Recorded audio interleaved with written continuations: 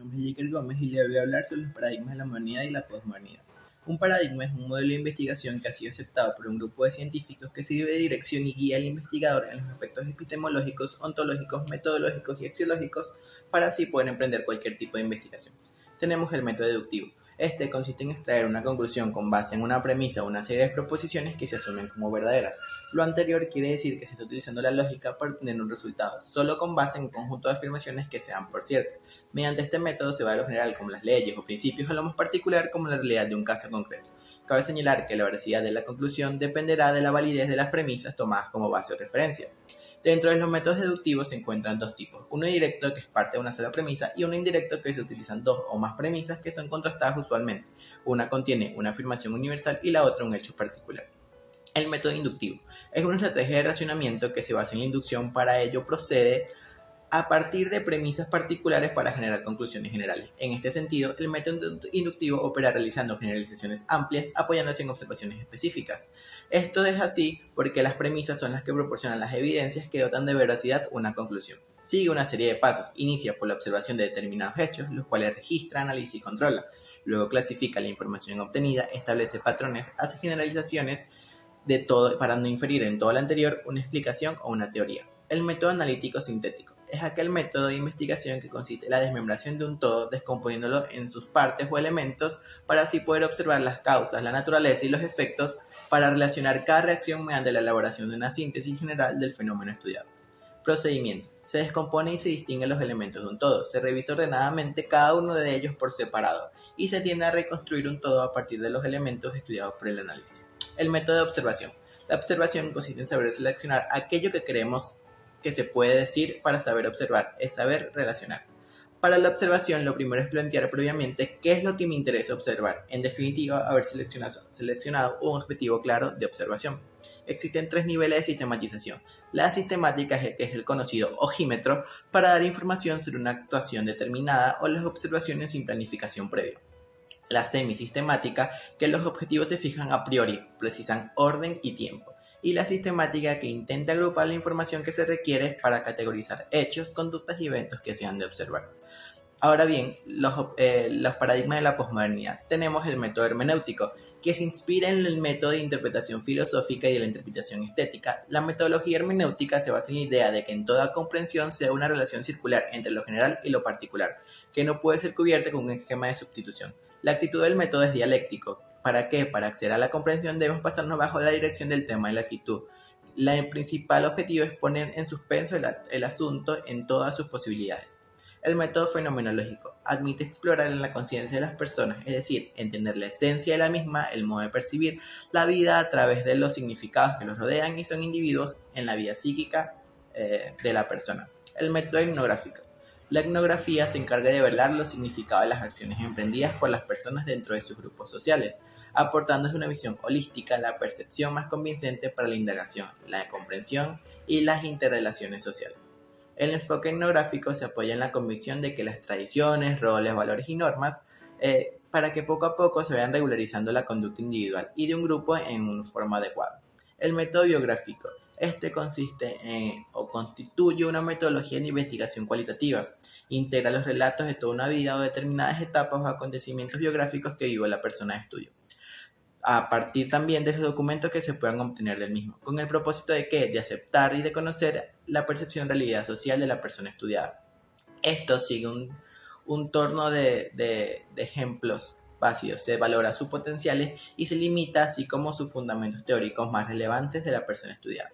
El método de acción participativa, el objetivo principal es perseguir o percibir al mismo tiempo la acción y los resultados de la investigación. Esto se logra mediante la participación de los sujetos de estudio, es decir, que pasan de ser objetos de estudio a sujetos o protagonistas de su propia investigación. Con esta énfasis en la acción, este tipo de investigación difiere de los métodos de investigación de mercado más convencionales como los que anteriormente dije. Más importante, que se ve la intervención de los acuerdos sociales y organizativos.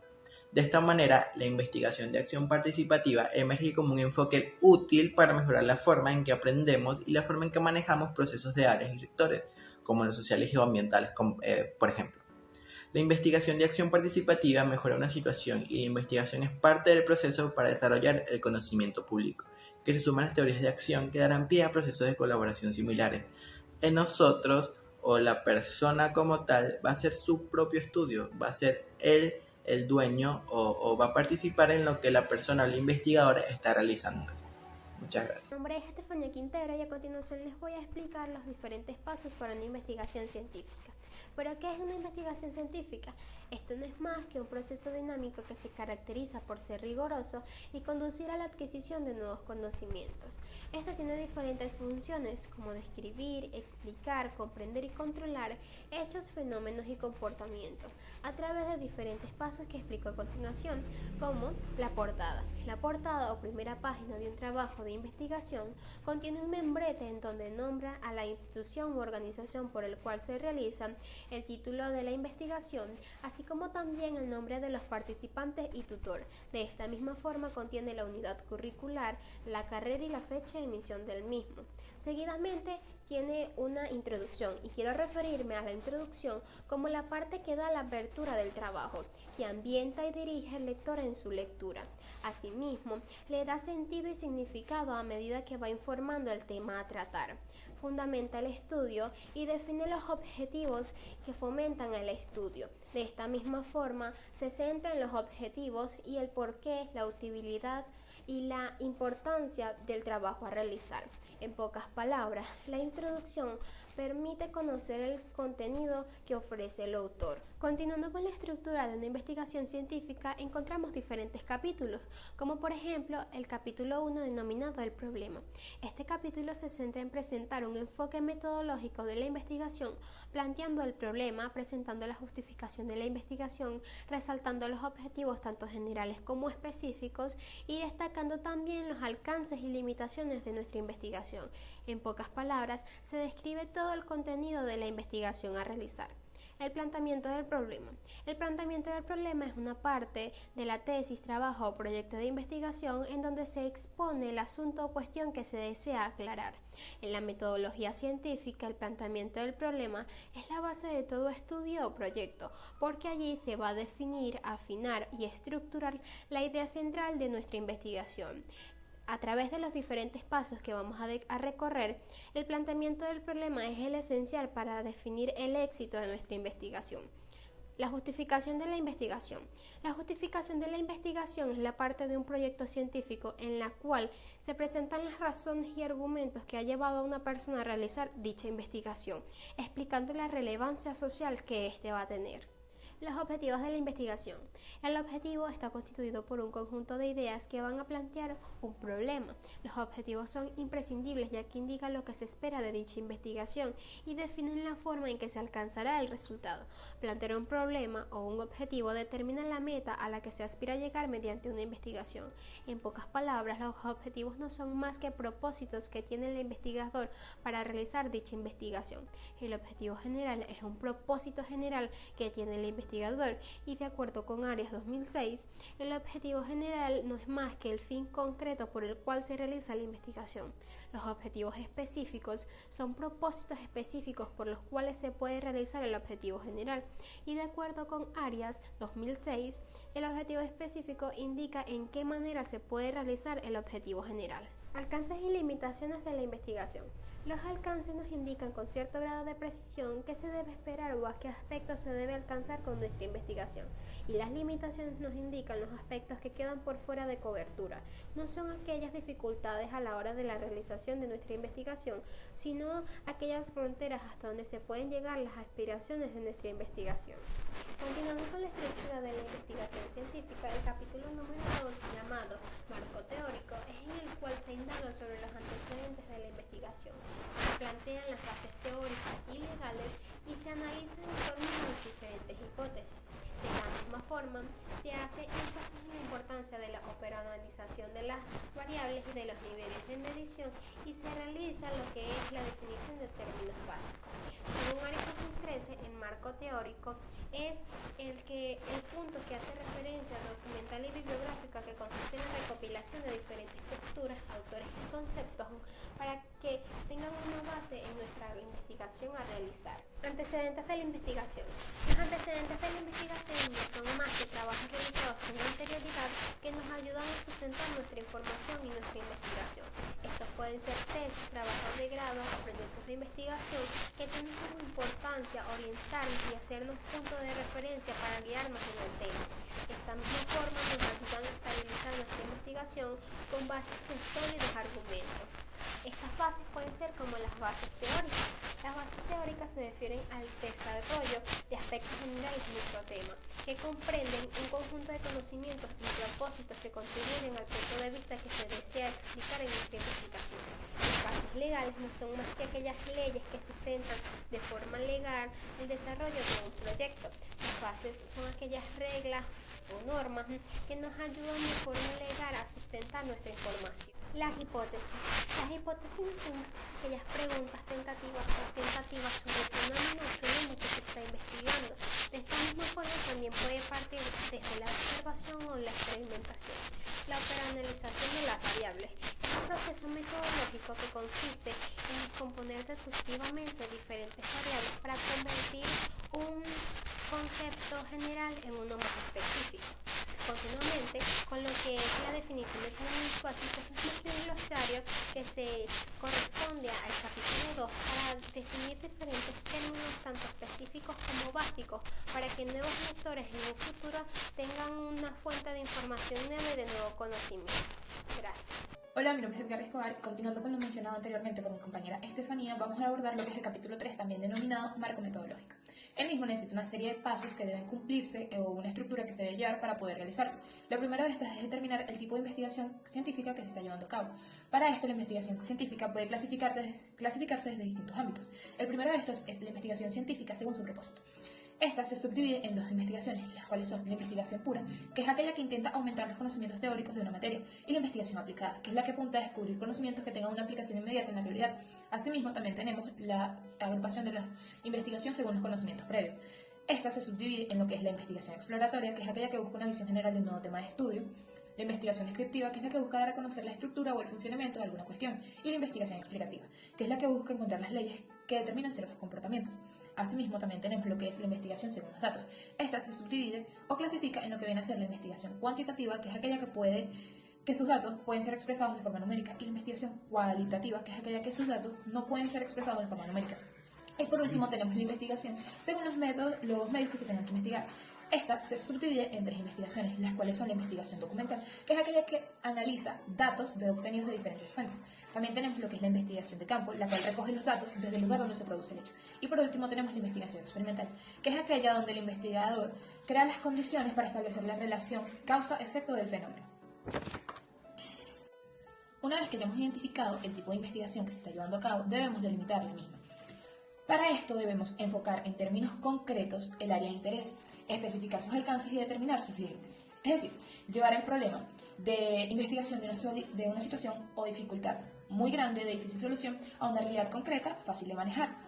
De tal manera, delimitar una investigación científica no es más que especificar en términos concretos las áreas de interés de búsqueda y establecer su alcance y decidir las fronteras de espacio, tiempo y circunstancias que se le impondrán al estudio. Una vez hayamos delimitado nuestra investigación, pasamos a lo que es la población y la muestra. La población estadística, también conocida como universo, es el conjunto o la totalidad de elementos que se van a estudiar. Estos elementos de una población lo conforman individuos asociados, ya que comparten una o más características en común. Estos pueden ser un conjunto de personas, animales o cosas reales. Cuando hablamos de los diferentes tipos de población, tenemos que los podemos clasificar según la cantidad de individuos que los integran. Teniendo esto en cuenta, decimos entonces que existe la población finita, que es aquella que puede ser contabilizada de una manera fácil.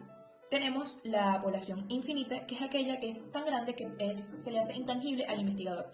Por ende, saca una pequeña parte de la población a la que denomina muestra, para así tomar para poder así estudiarla de forma factible.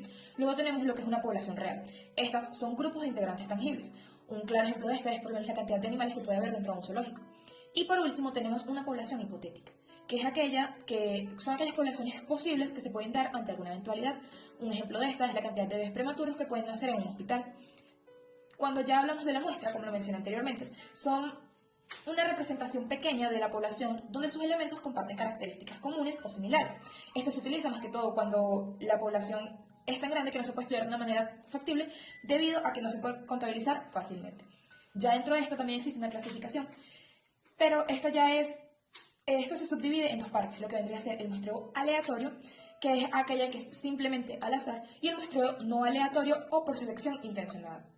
En la primera de estas se subdivide en varias ramas. Dentro de esta subdivisión tenemos lo que es el muestreo aleatorio simple, que es donde los elementos se eligen de manera al azar.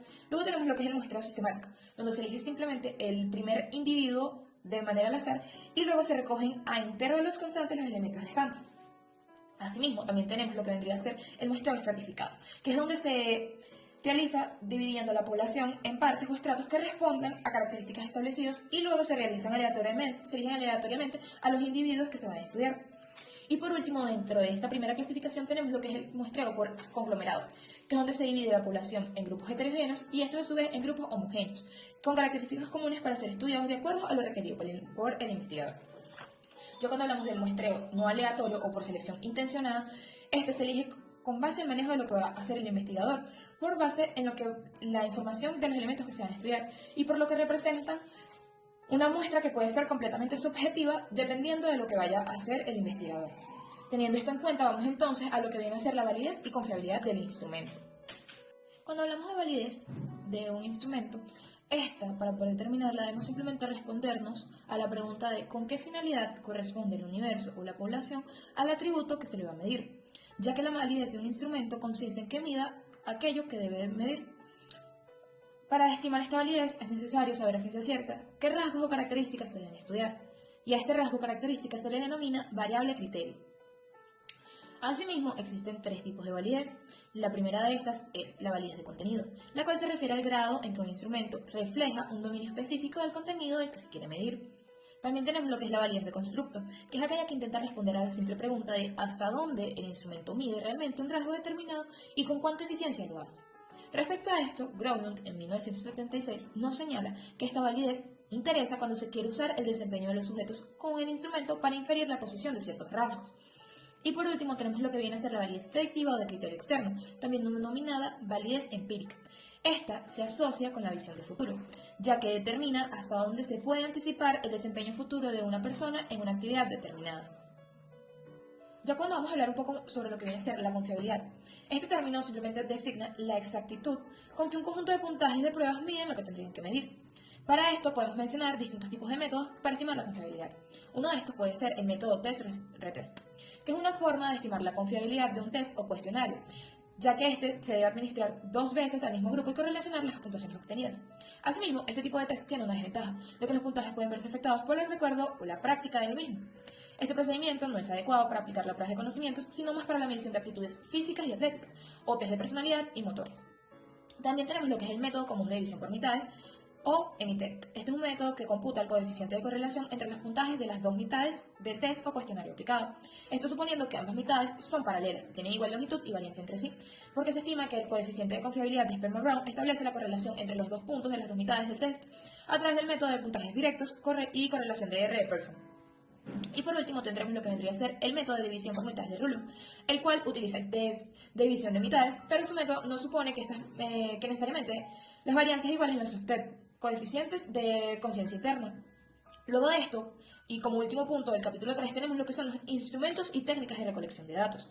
Cuando hablamos de estas técnicas de recolección de datos, son mecanismos e instrumentos que se utilizan para reunir y medir información de forma organizada y con un objetivo específico. Usualmente se utilizan en una investigación científica, empresarial, estadística y de marketing. Las técnicas de recolección de datos se clasifican en cualitativas, cuantitativas y mixtas. Luego de esto, ya hablando un poco sobre lo que vienen a ser las técnicas de análisis de datos, tenemos que estas son una aplicación sistemática de técnicas estadísticas y lógicas para describir el alcance de los datos, modular la estructura de los datos, condensar la representación de los datos, ilustrarlos mediante imágenes, tablas y gráficos y evaluar las inclinaciones estadísticas, los datos de probabilidad para obtener conclusiones significativas. Estos procedimientos analíticos nos permiten inducir la inferencia subyacente de los datos, eliminando el caos innecesario creado por el resto de ellos. Continuando entonces con lo mencionado anteriormente, ahora abordamos lo que viene a ser el capítulo 4. Este se basa en la descripción de los resultados, cuya función es presentar los resultados obtenidos en el experimento descrito en la sección material y métodos. Estos deben ser presentados con una secuencia lógica en el texto, siguiendo la misma organización general del material y método. Este debe ser un reporte claro e imparcial de los datos que direccionan a la hipótesis, reportando el dato completo y no solo el valor. Las tablas y las ilustraciones deben resumir y enfatizar los resultados más importantes, y asimismo no deben repetir los datos descritos en el texto, salvo los de mayor importancia que eventualmente se pueden repetir para enfatizar. Asimismo, no todos los resultados obtenidos deben ser reportados, lo serán solo aquellos relacionados a la hipótesis del trabajo. También los resultados deben incluirse, apoyen o no a la hipótesis postulada. Luego de esto viene lo que viene a ser la discusión, la cual debe comenzar con el hallazgo más importante del trabajo, que responda a la hipótesis u objetivo, ya que su función más importante es responder a la pregunta planteada en la introducción. Asimismo, esta debe demostrar cuál es la significancia de los resultados obtenidos y si estos son estadísticamente significativos o clínicamente significativos. Luego de esto abordamos lo que viene a ser el capítulo 5. En este último capítulo hablamos de lo que vienen a ser las conclusiones, recomendaciones y referencias bibliográficas. La primera de estas, para poderla abordar, se deberá expresar en un párrafo la nueva visión del problema que se esbozó en la introducción. Acá se debe tener especial cuidado al sacar las conclusiones solo a partir de los resultados, comprobando que éstas estén firmemente respaldadas por los datos, ya que es muy importante abstenerse de hacer conclusiones que vayan más allá del alcance de los estudios.